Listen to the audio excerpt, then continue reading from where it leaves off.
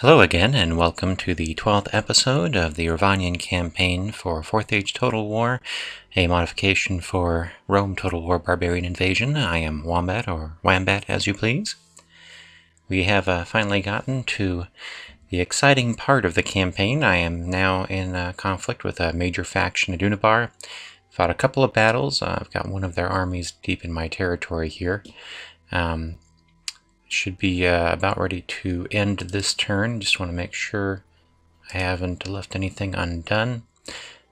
I'm going to go ahead and produce another emissary here. So I'm going to need more eyes in this area to manage my war.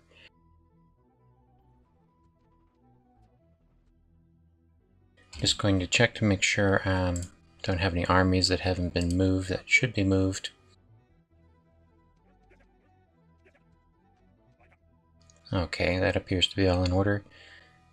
Let's make sure I've moved all of my emissaries in this area that can be moved. Now for the AI turn.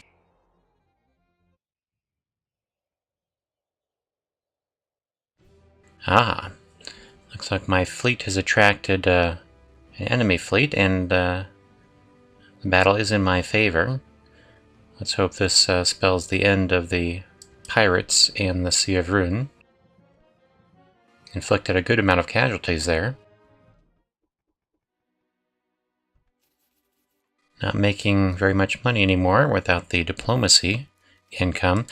That will probably change soon. I'm going to see if I can get that started this turn. There is another method of diplomatic income which takes over after the period where you can get other factions to pay you for your battles has ended. And I will start going over that this turn, I hope. My heir has gotten his lordship. He should be getting some discounts to building soon. I'm not sure if he has yet. Let's look at the building browser. Let's see, urban province is normally 15,000. Yeah, he's currently being penalized for construction costs, so we'll see if he gets any better. But he does at least have it looks like he has a bonus to recruitment cost, although a very mild one. It does look like I forgot to move foresters out of that settlement last turn. I might have spent a little more time being more thorough. Okay.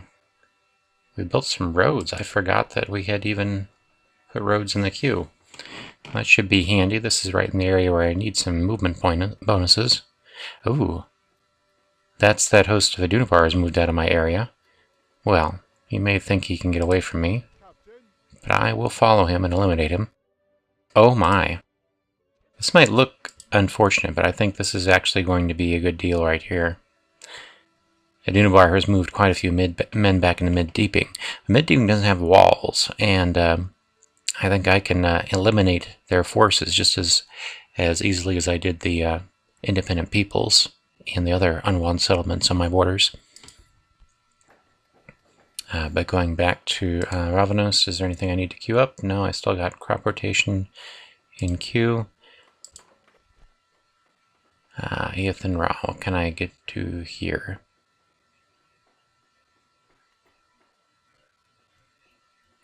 I'll go ahead and get the market built. Next step will be improving this to an urban province.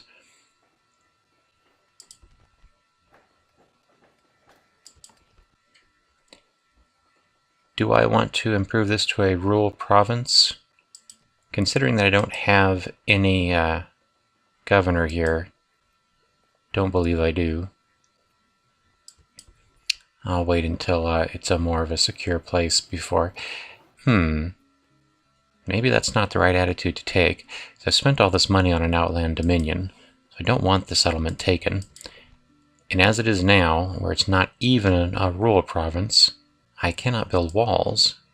You know, if I'm going to hold on to a settlement for any length of time, walls are really going to be necessary. How big of a settlement do I need to build walls? Oh my gosh. I've got to get it all the way up to minor province to build walls.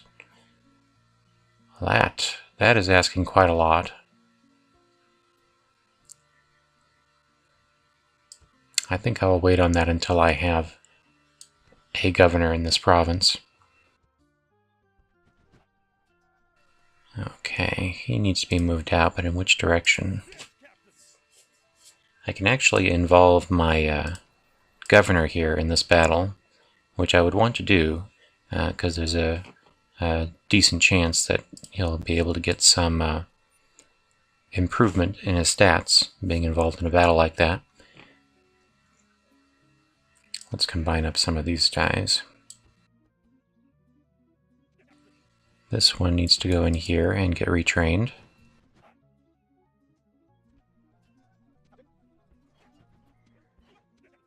I've got a pretty good command of the situation on the border with the Dunabar, so I'm not worried about sending reinforcements to there at this point.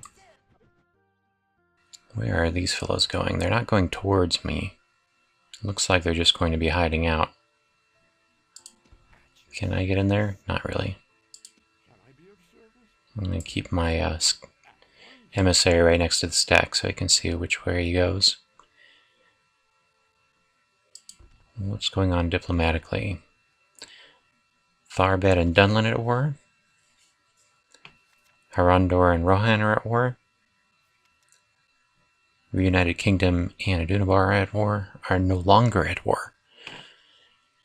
Well, thank you, Reunited Kingdom. Way to support me.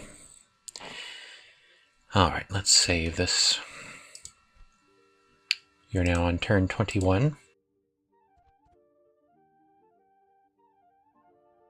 Okay, the first thing I'm interested in is over here, what is my fleet doing? Now, has that enemy fleet been eliminated?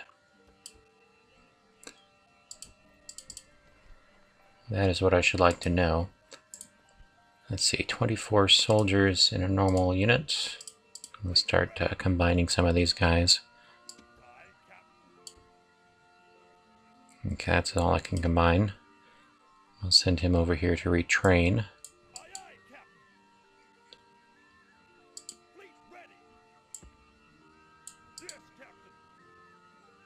Not there. Not there. Not there. They may have simply been eliminated since they lost the battle. I think that is how it works with independent people's units, stacks, that is.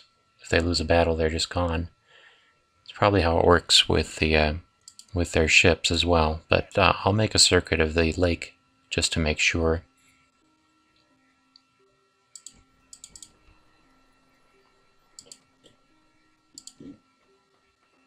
I'm not going to retrain this ship right away. One of the nice things about these understrength ships is that they do the same job as a full strength ship in terms of transporting units and stacks one place to another. And if I don't have any competing flotillas in this lake, there isn't really any point for me to maintain full strength ship units, which will then cost me more money to maintain.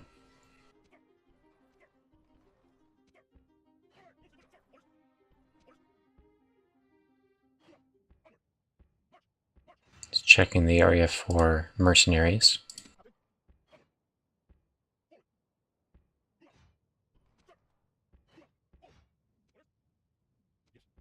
See if I can identify any of the troops in here. They do have some dark bows, but possibly not that many.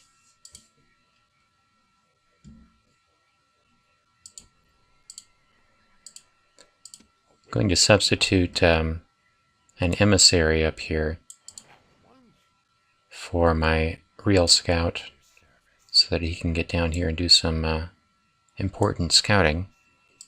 for my battle friend. Let's see if I have any Adunabar reinforcement stacks coming through these woods.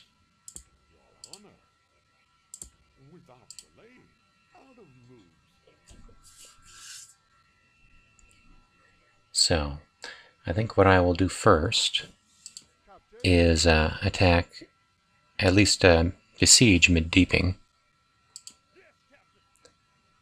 Then I will attack this stack right here. I want to have mid-deeping besieged first, because if I attack this stack before besieging mid-deeping and the stack retreats, it's going to retreat into mid-deeping, which will further reinforce the troops in that settlement. And I would much rather have them either get destroyed or not be able to retreat inside of the settlement.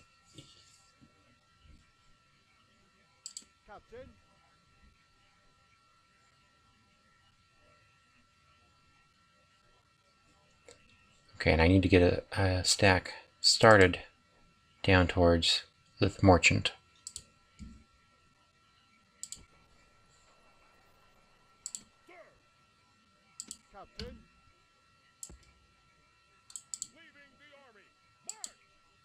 Now that I feel more confident about how the war is going. Ah, that was dumb. Well, let this be a lesson to you. When going near other factions' borders, go slowly and try not to get stuck in the zone of control of another faction. Even though I'm in my own territory here, because they are in their territory, their zone of control does work. So that was unfortunate. Right, this guy can go to my front lines.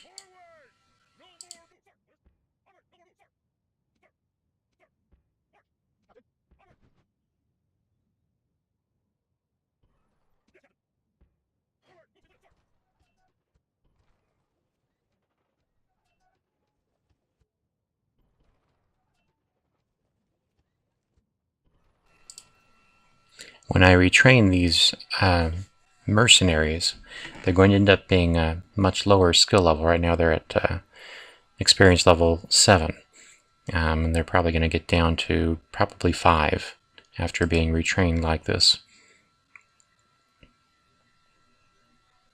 Because they're being retrained at the skill level that any of my normal units being trained here would be trained. As you can see, these hunters come up with skill level 5.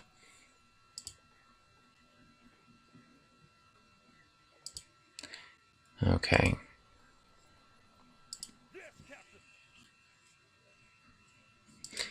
These spearmen do not need to be part of this stack. They're not really actually useful.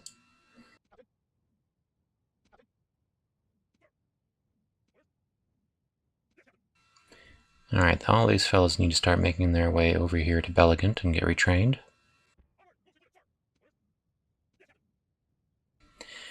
Now I have a decision to make. I can either take mid-deeping first, or I can just besiege mid-deeping and then attack this Adunabar stack here with my stack here. If he retreats, he'd probably retreat toward mid-deeping.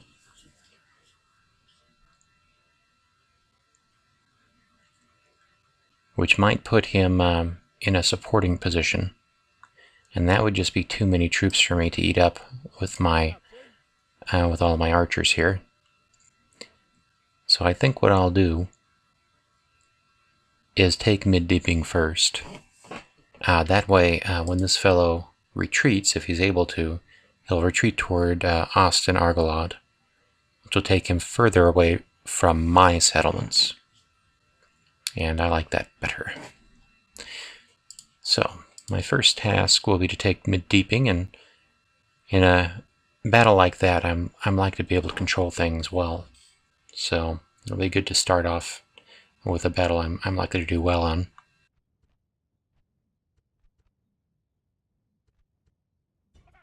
This does speed things up a bit now that I don't have to worry about trying to get money from all these factions every time I make an attack. I can just proceed with things. as one normally would. Let's see what they actually have in here. Only two understrength units of dark bows, so they'll take out a few of my guys, but I should be able to eliminate them before I get too many casualties. The difficulty is going to be these noblemen. 3 noblemen, that's a lot to deal with. I'm not even sure I really can with only these 3 frontline units. This is going to be difficult. I may only be able to whittle these guys down on account of that these noblemen take up so much ammunition just to bring down. Well, we'll see how well we do.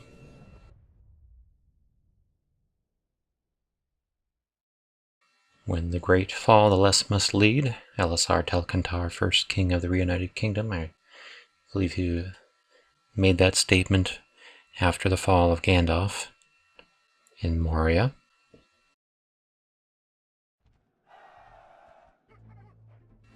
Okay, I think I'll set them up there near this attack vector. And I'm going to set them up...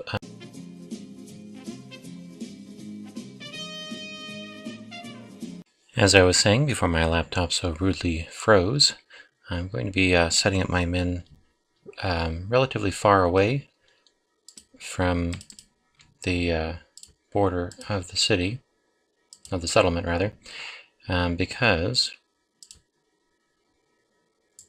Dunabar is strong enough here, has strong enough units that if I set myself up close, they would be able to rush me and do serious damage to me. I wouldn't be able to hold a line against particularly those 3 generals that they have. Dunabar generals are among the more powerful in the game. I would say equivalent to those that the reunited kingdom has.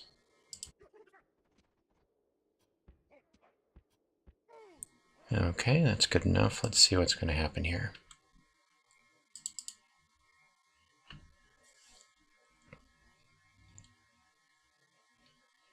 I didn't notice that these were ranged units as well. These are should be one of the few ranged units that I can outrange with my own archers. These look like they're Snagas. Should be able to outrange them by a good 20 yards or so. 2 of the generals are here, it looks like. I think. Might be all 3 of them right there. I'll let them move back towards the center later. Or rather before I approach.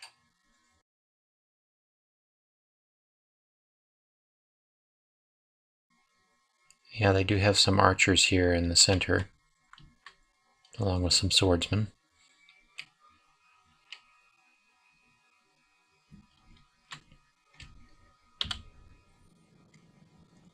And you'll see how they decide to reposition themselves before I start taking action.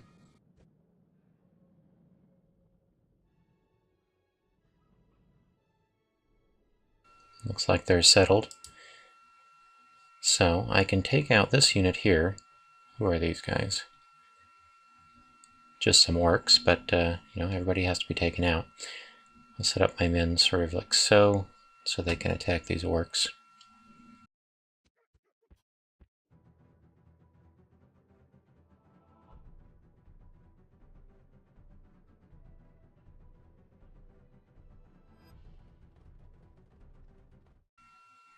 So I just need to inch forward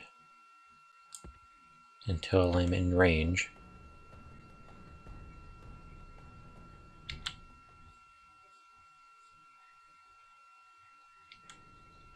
I'm going to let them get relatively close and then start running away.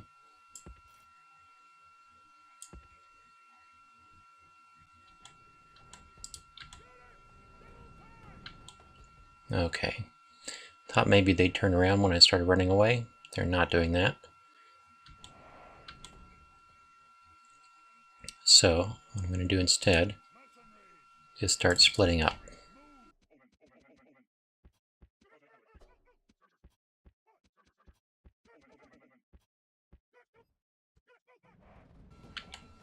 Let's see who they're going after.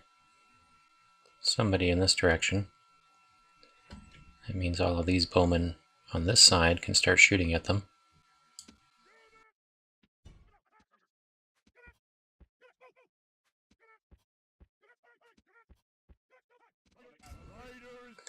And get my cavalry behind these men, these orcs rather.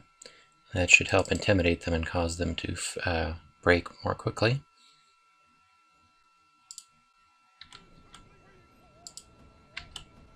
Oh my, things are moving too fast.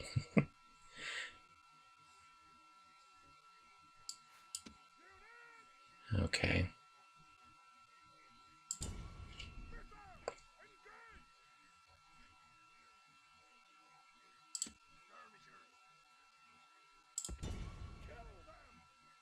See, I actually don't want to waste arrows on hitting their shield side, so I'm just going to run these guys up here. Yeah, I'm going to press normal game speed, so I don't have that problem again.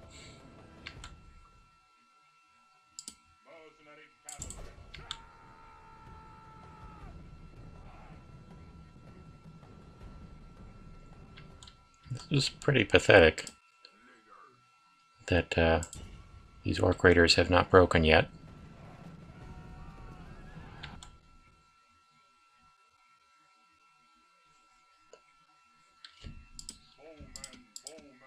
These fellows should have been set to run.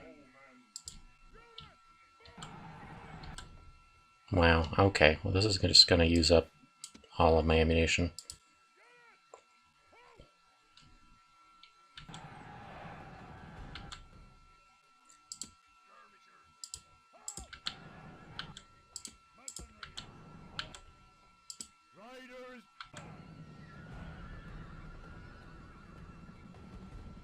Look at that. Did not break even to the last man. They must have some really good leadership on their side. That's impressive.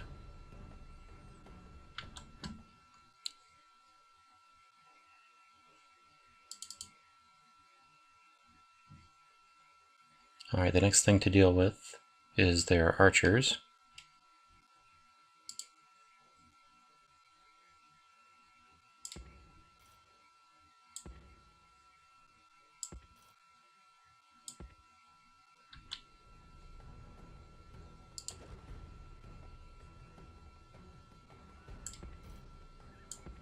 Make sure I'm not getting myself shot at while I'm setting up my men.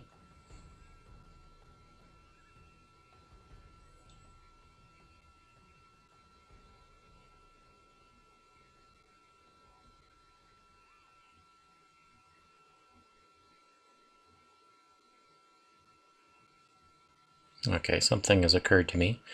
What I'm going to try to do here is get these bowmen to put themselves in my range of fire by having my own bowmen set up so that they're just in range right here.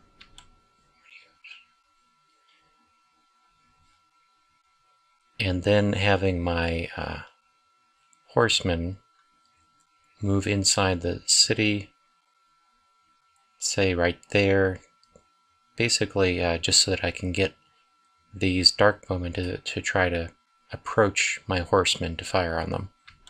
I'm hoping that will bring them under the fire of my own archers and everything will work out. So we'll just have to see if that plan works. Who are these guys and where are they going?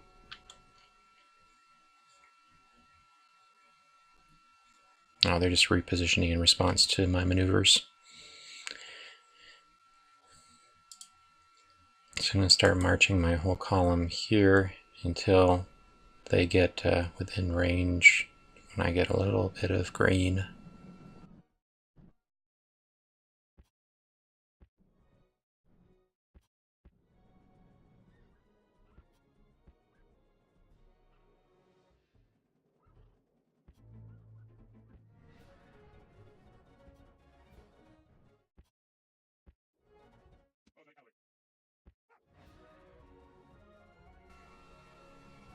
Not quite working the way I wanted it to. I still think it's going to work out all right.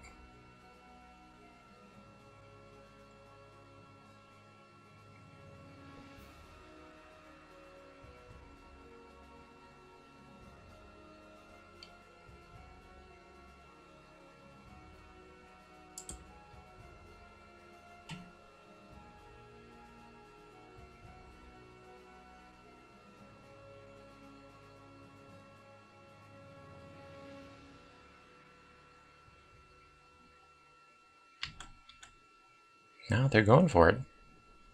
Looks like. Not really going the way I wanted them to. Let's see. Okay, so can't really fire at these dark swords on their shield side.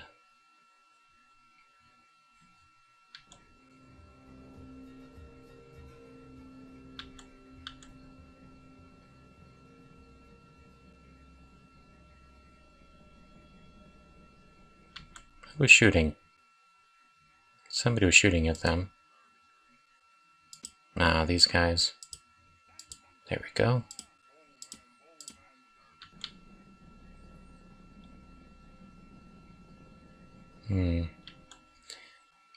Okay. Looks like I'll just have to lead these guys out.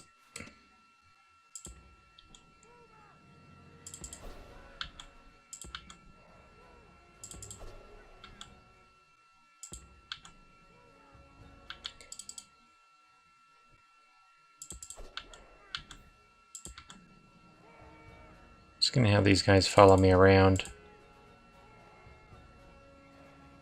until I can get them in a position to be fired upon.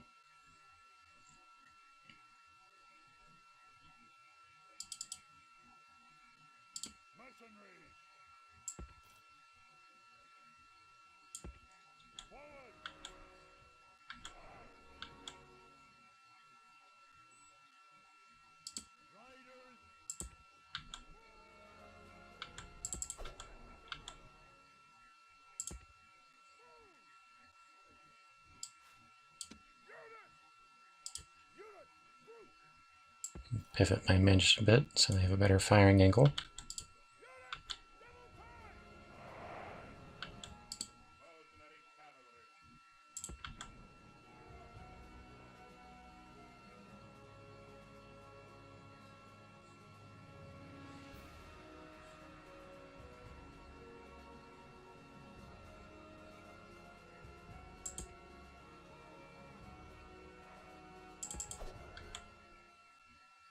Oh dear.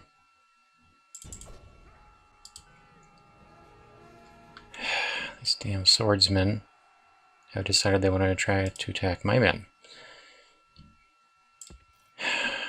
Why does everything have to be so difficult?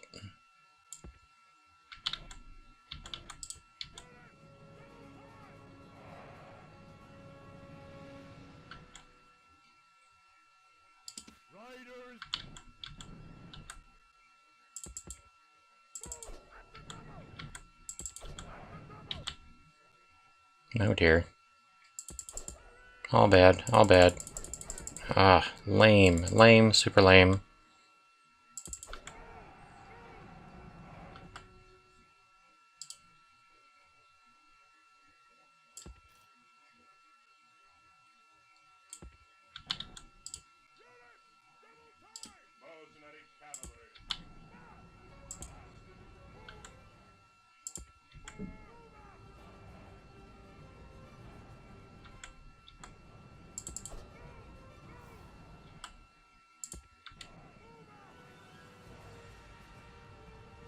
Okay, man.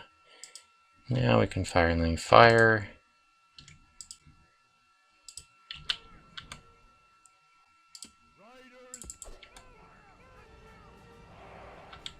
Ah, no.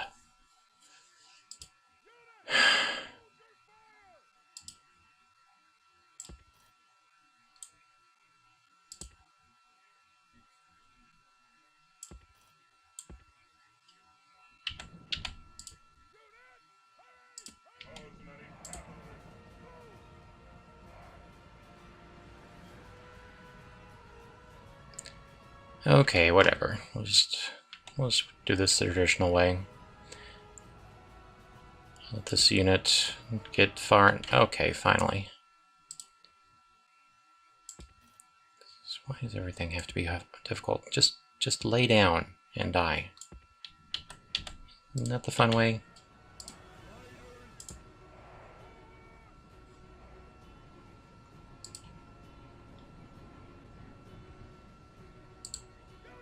There we go. Okay, what the hell? Oh, I thought he was turning around again. Okay. Now we get to watch them all die.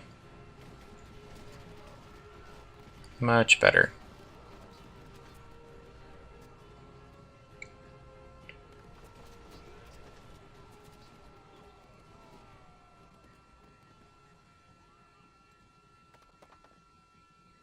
Seriously?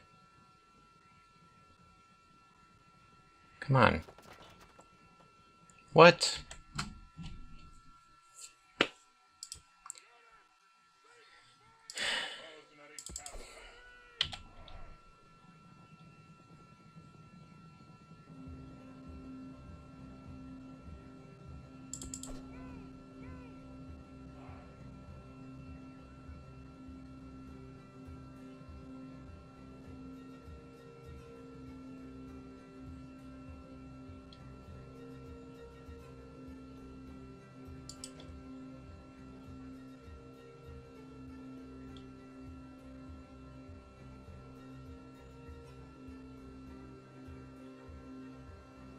Well, the Dunabar seems to be trying to punish me with tediousness. Hoping perhaps I will give up.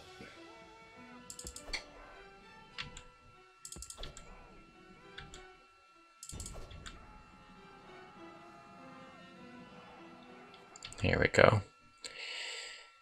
All right. Let's try this again.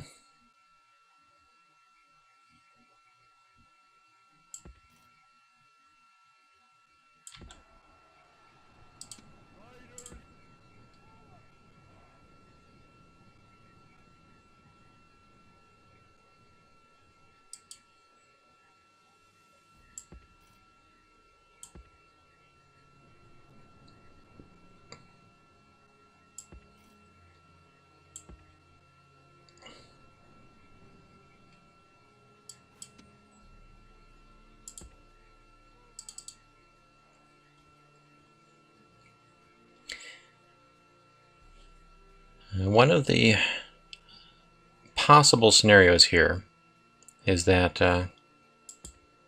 what will happen is I will run out of ammunition before I can take out all of our Dunabar's men. As you can see, their leadership is really high, and their units are not breaking, even when they're down to one soldier against all of my men. What are these? Snaga hunters? Okay. Should be able to take them out as they come across. Let's go a little faster.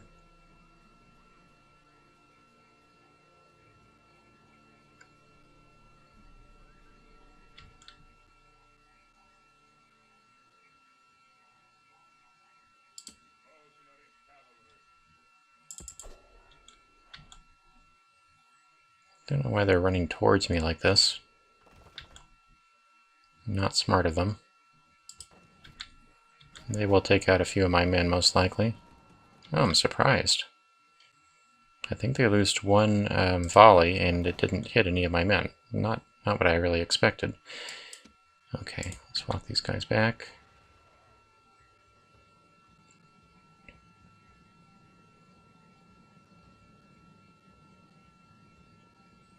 Definitely do not want to deal... Okay, let me move my men back a bit. They're moving up these bodyguard units, who I really can't deal with.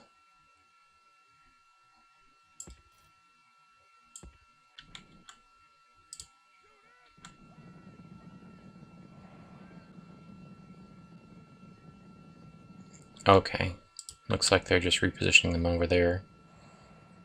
That's fine by me. You guys go away. Really hope they just send them back to the town center. That would be easiest for me to deal with. Okay, let's get these guys back where they need to be.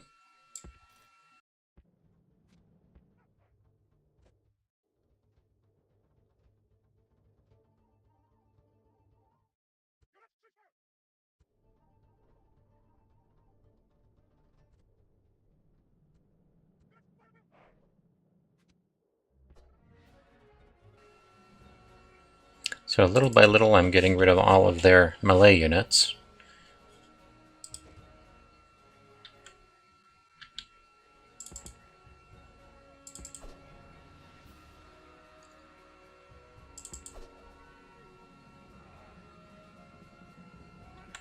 Oops. Don't actually want them doing that.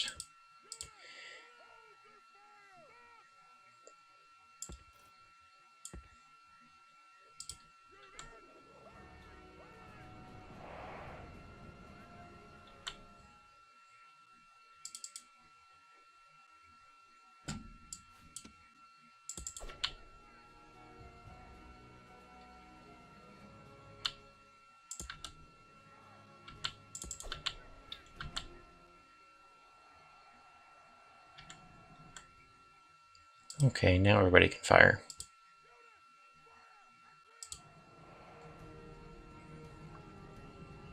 Will, I'm sure he's right there.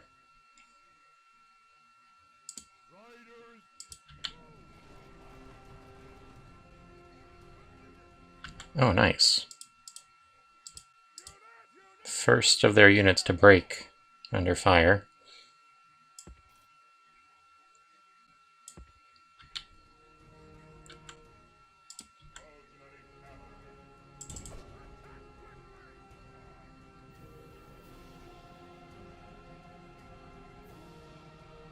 Just Grim Spears. That is their very basic, most basic human unit.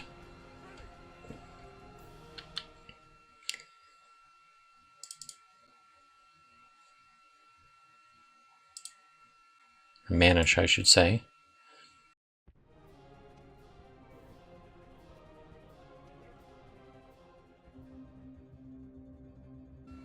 Makes me really nervous when those Adunabar generals start running around.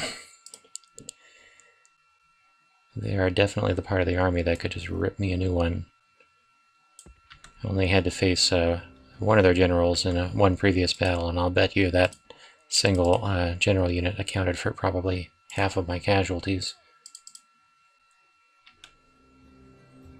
Either directly or because of the friendly fire I had to endure trying to take them out with range fire while they're engaged with my men.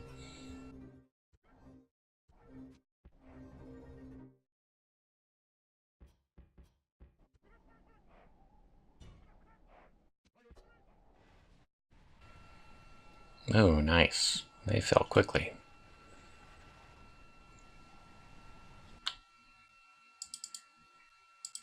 Whoops.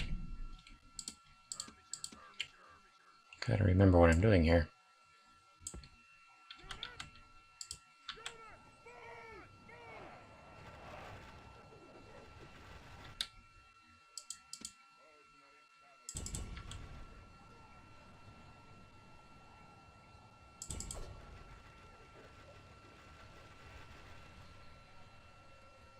Very nice.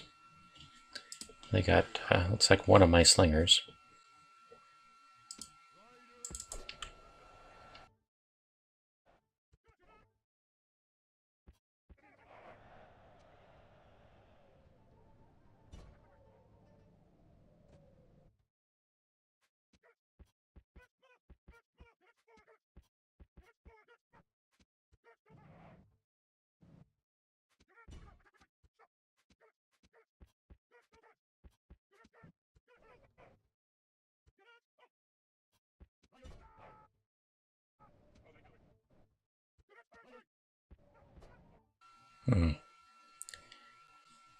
Everybody wants to go straight for my man just because those are the guys that are easy to kill. It's not fair.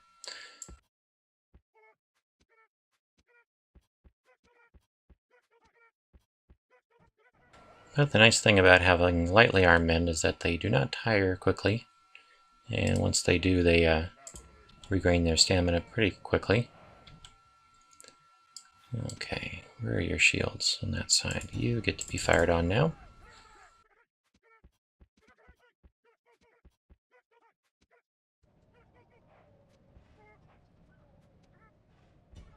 Oh, you guys need to stop.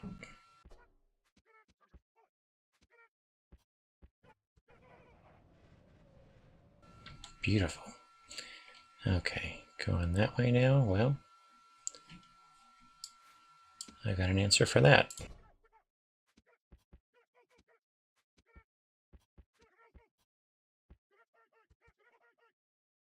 What did I just do?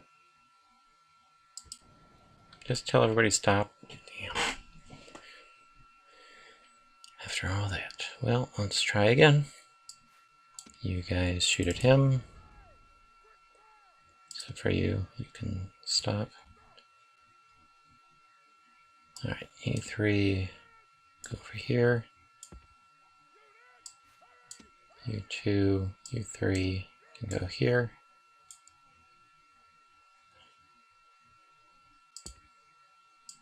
And U3 here.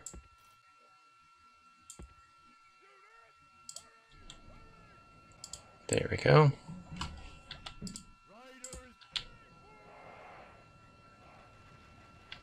You guys not going anywhere? What are you guys doing? Go up over here.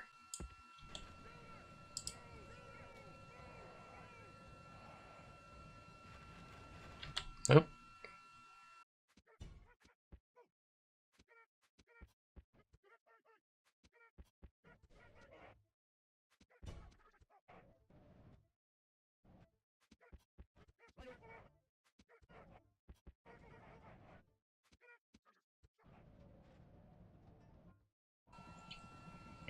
Well, these last two guys don't want to go down. There we go.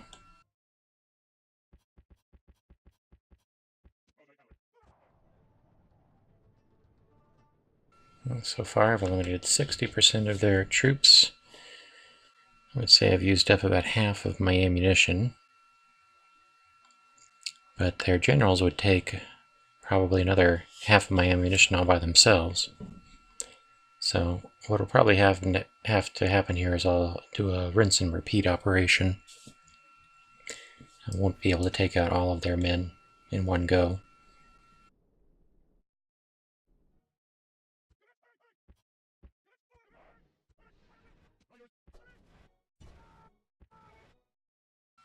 Looks like that's all of the units outside of the square. Now they're just going to fall back to the square.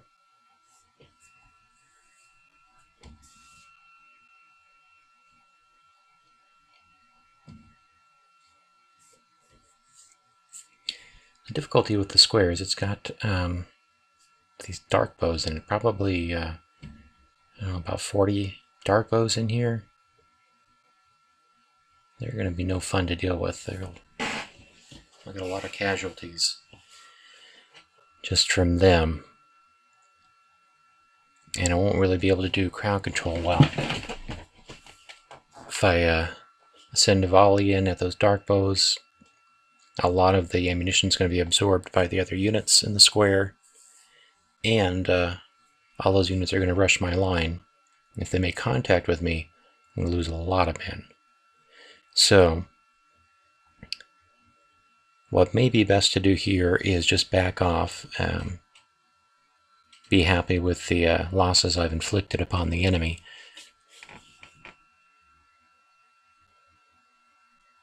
They'll probably get back, I would say, half of the men that I killed off.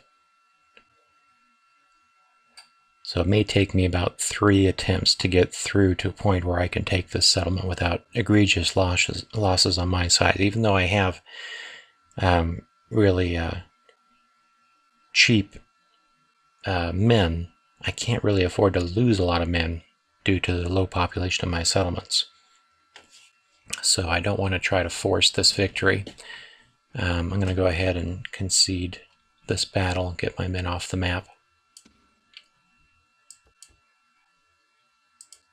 Let's see, I believe my route to get out of here is going to be this corner up here, so I'll just walk my men towards the edge.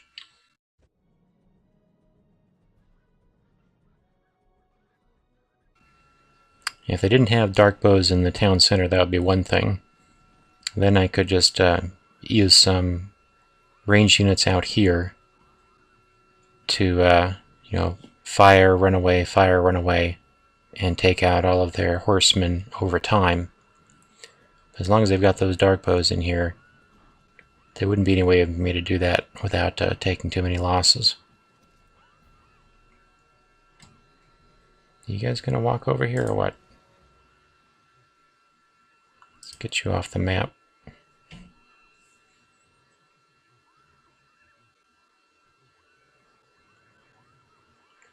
So I won't recover any losses. I think I lost 2 men there. One of my horsemen and one of my slingers.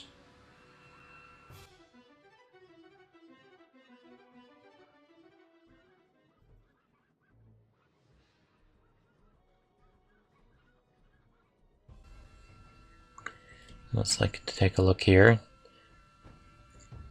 So I killed 500, but ultimately, 540 rather. Ultimately, they only lost 300, so they got back about 250 of those that were killed.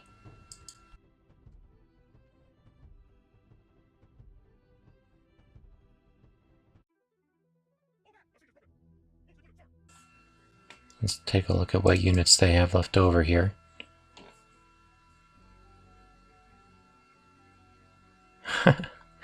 That's interesting. They have more dark bows now than they had before the battle.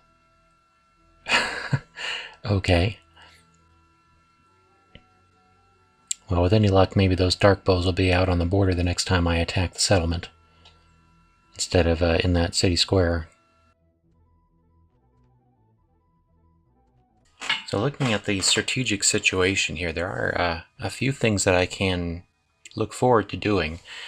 Since I'm at war with the Dunabar, I do want to try to capture and hold this settlement over here, which has a wonder that will make management of my empire a lot easier if it's in my possession. I don't know how far I want to press into a Dunabar's territory.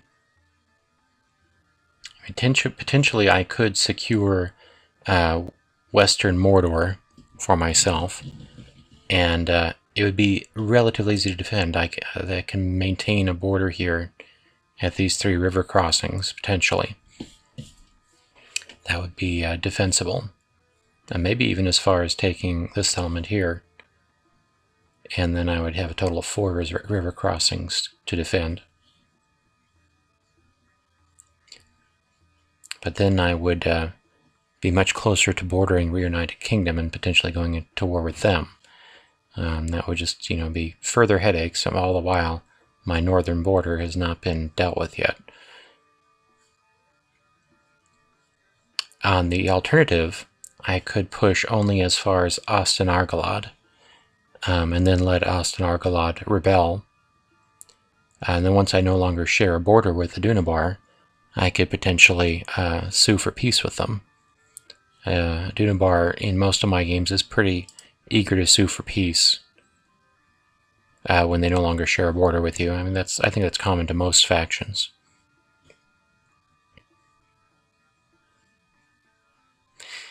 Okay, so since I was unable to capture this settlement or keep it besieged, when I attack this stack and some of its men retreat, they will end up retreating into Mid-Deeping. Whether that's a good thing or not, I think it just means I'm going to have to use my rinse and repeat process on Mid-Deeping, which isn't that bad. It's an easy way to grind away the enemy's forces without losing a lot of men yourself.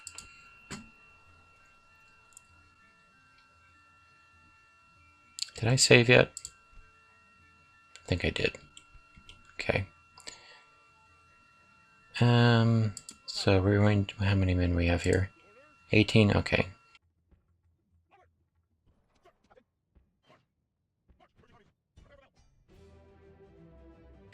Let's see what they've got. 2 units of dark bows, 3 units of dark bows. It's a lot of dark bows to deal with. And they've got cavalry. Strong cavalry.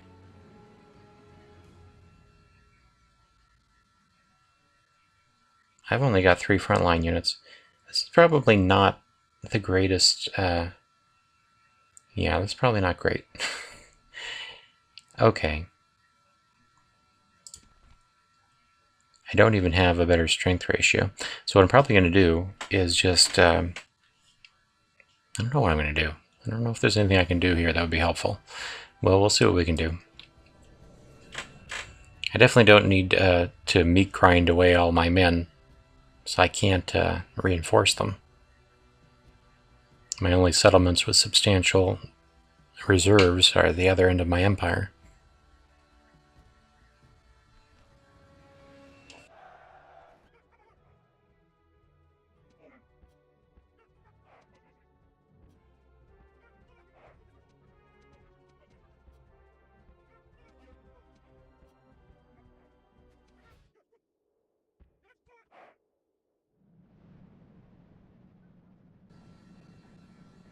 Okay, these fellows aren't rushing me.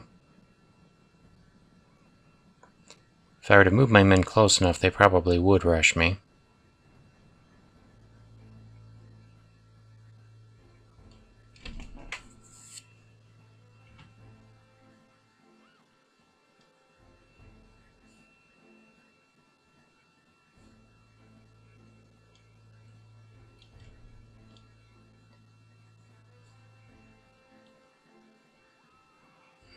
Yeah, I'm not seeing an angle for me to pursue here.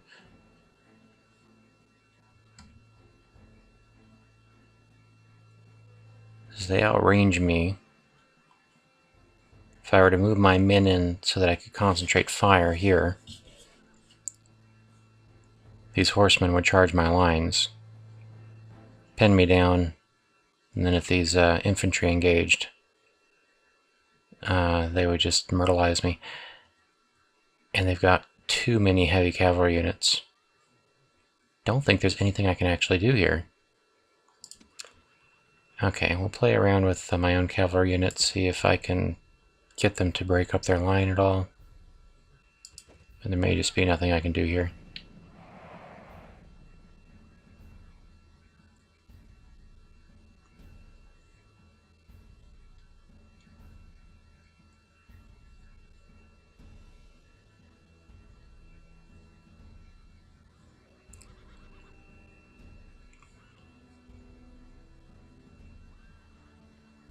If I had some ranged cavalry, I could try to get an angle on one of their edges, maybe.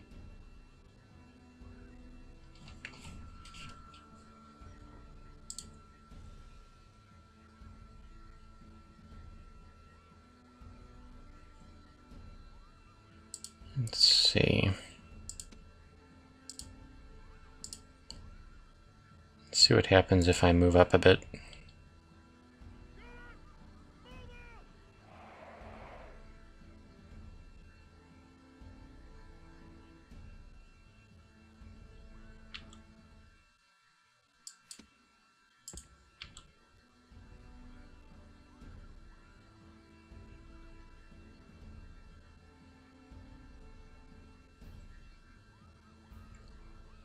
I can't send any of my men out by themselves.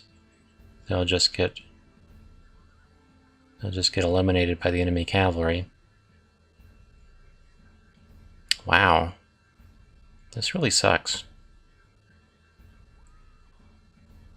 This was kind of a dumb thing to do, to attack like this to begin with. What I really should have done is send one of my units out to attack them just to see what their composition was.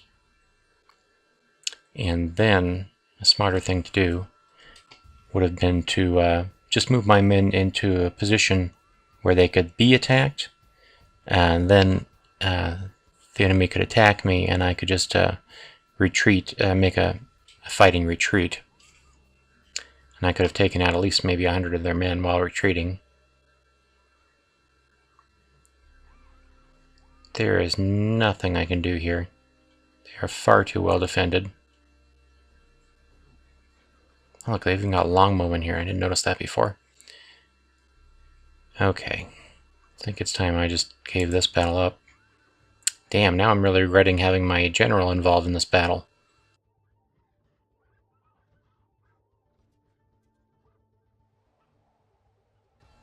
Yeah, much rather whittle this army down if it was sitting in mid-deeping.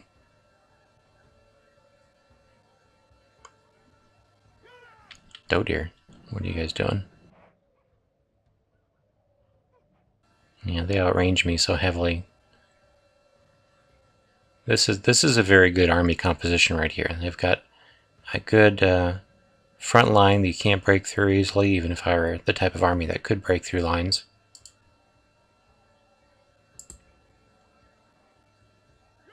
Oh dear. To make sure we're facing the enemy.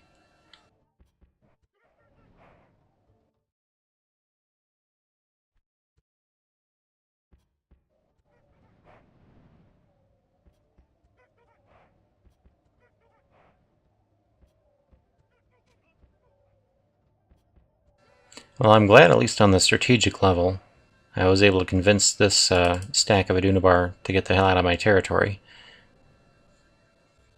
I just hope they continue to retreat, maybe go to mid-deeping instead of...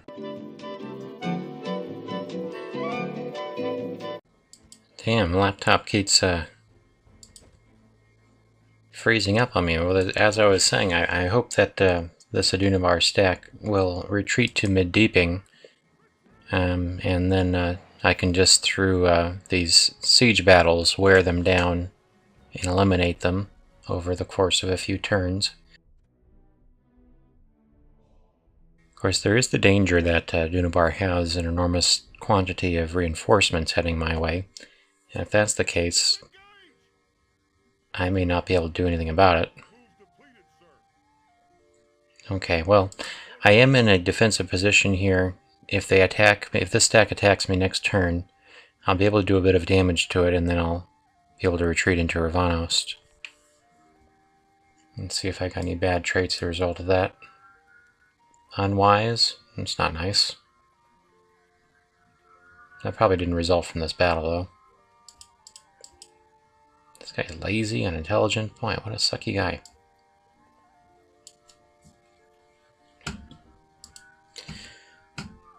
Okay, so those two things happen.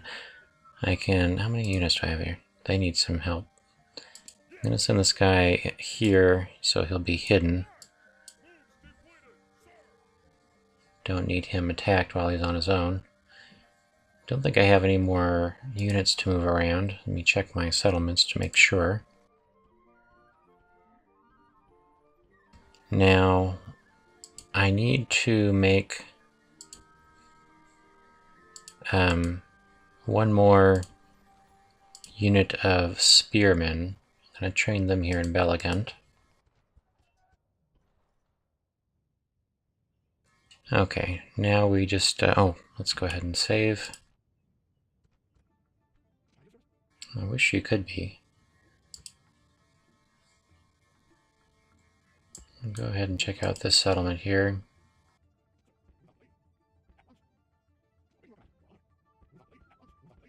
Not seeing any reinforcement stacks coming.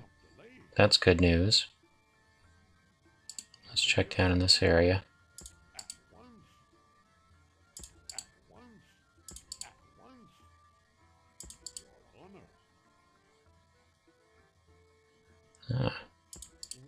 No. Okay, so this is looking good. It looks like the only thing I really have to deal with from Adunabar is what I'm already dealing with. I think I can manage that. Can't quite get there. Well, I'll move them just in here. Still can't get there.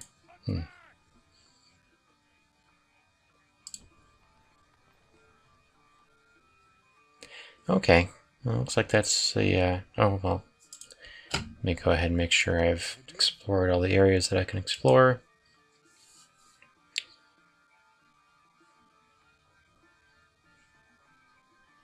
I'm going to move this fellow over here.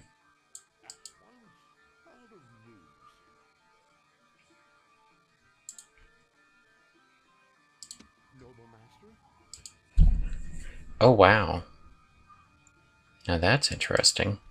That really isn't enough men on Farharad's side to take out kind of bad, but I'm glad they're making progress there. This is still firmly in Hrondor's grasp.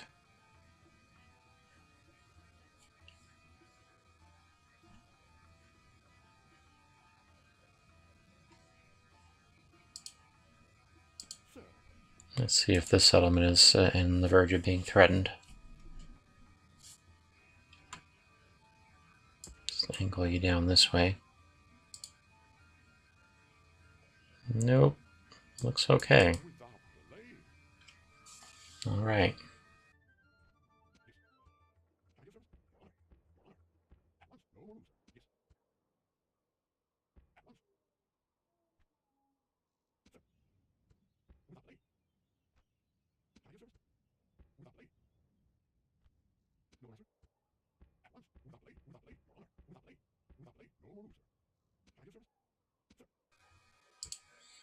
Dunabar is finally besieging Mount Graham.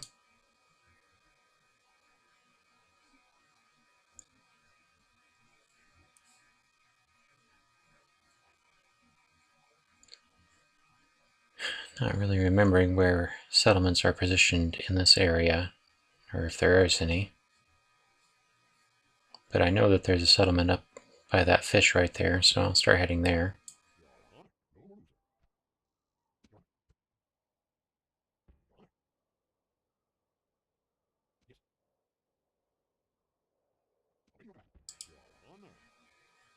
Aha! Here's where Tharbad is making its move. Yeah, with Tharbad encroaching on one side and Rohan on the other, I don't think Dunland is going to be far for this, or long rather, for this world. Still being besieged here as well.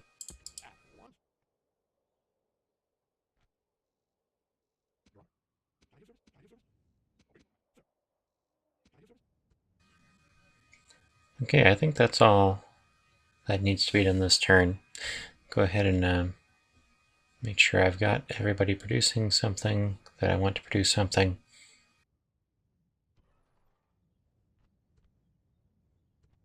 Shame on me. I was just about to end this episode without taking you through the diplomacies that I had promised earlier. It'll be real quick. Just demonstrate what I'm talking about here. It may not work this turn. It doesn't work every turn. But we'll give it a shot, because that's the only way to make it work, is to try. Alrighty, so what we're going to do is propose map information and make offer, I think. Yep, there you go. So once you've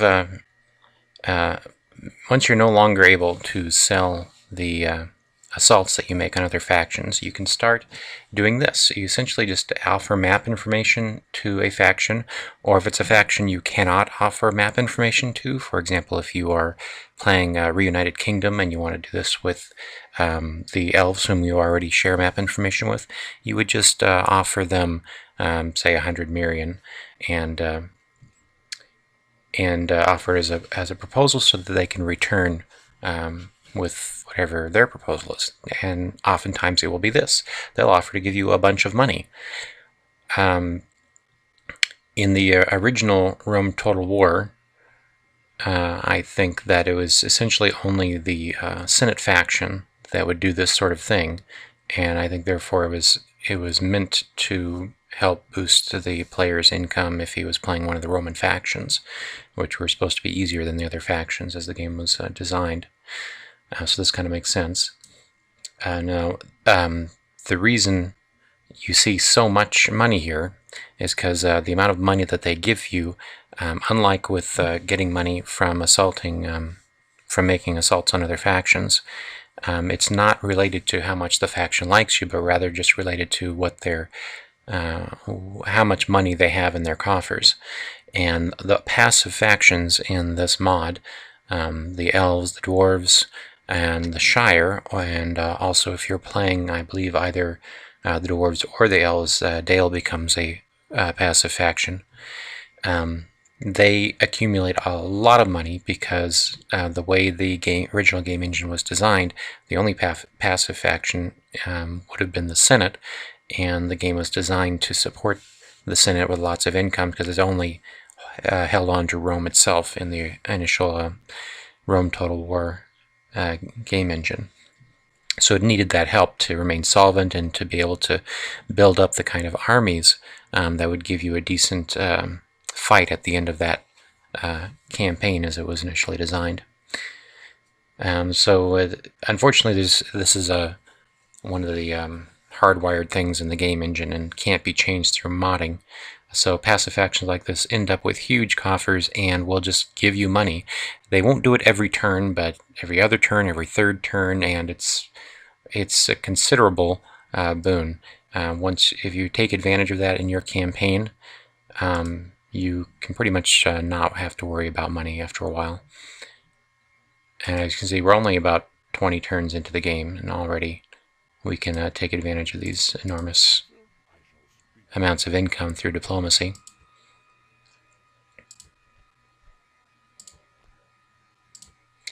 And then the dwarves. You can do the same thing with the regular factions, but the regular factions tend to have low coffers because they don't get shots in the arm of income every turn on account of being passive factions. So you could do the same with them, and they would not give you all that much.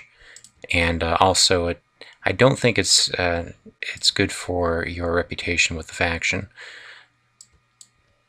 There we go.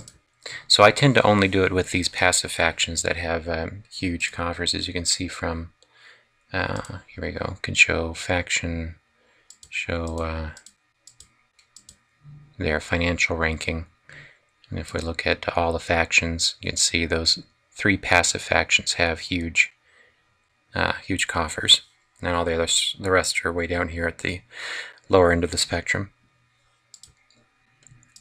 So once you have access to that kind of income, it's pretty easy to accumulate the amount of money you need to buy protectorates and so forth.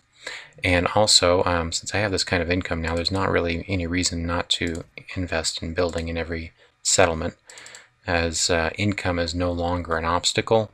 Really the only thing you're limited as a resource on is turns. So you may as well be producing something every single turn. What's the best thing to produce here?